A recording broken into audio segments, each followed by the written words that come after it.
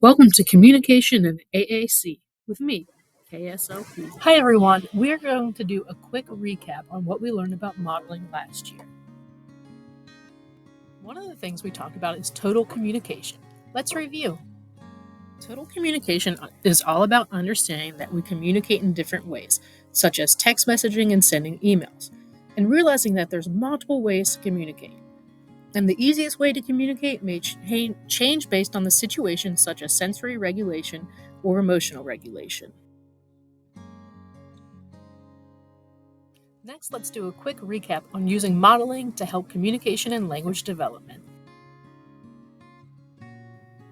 Remember that communication and language are always learned through modeling, and make sure that you're modeling language throughout the day.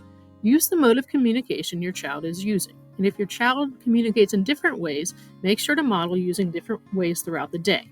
However, you don't have to model using multiple ways at the same time.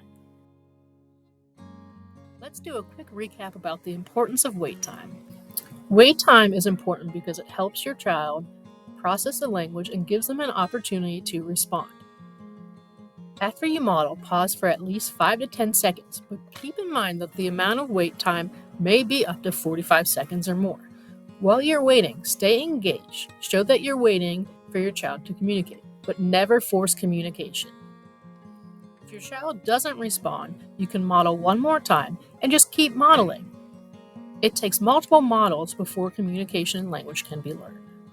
This year, we're going to kind of zoom out and look at some other aspects of communication and language. We're going to start by looking at work from Jessie Ginsburg, Sensory SLP. She has two visuals that are very helpful, the language staircase and the egg baskets.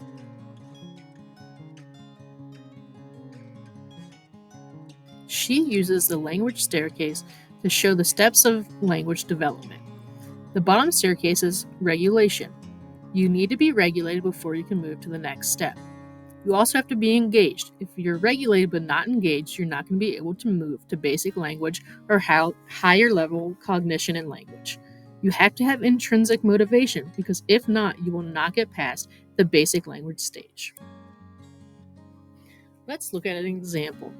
If a child is not regulated, there's a barrier to the other steps.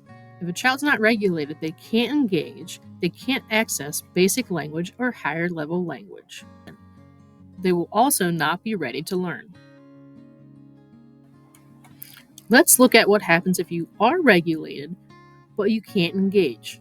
Again, there's a barrier after the engagement step. You're not going to be able to access basic language or higher level language or cognition, so you're also not ready to learn. She explains the optimal learning zone with her 3 basket visuals.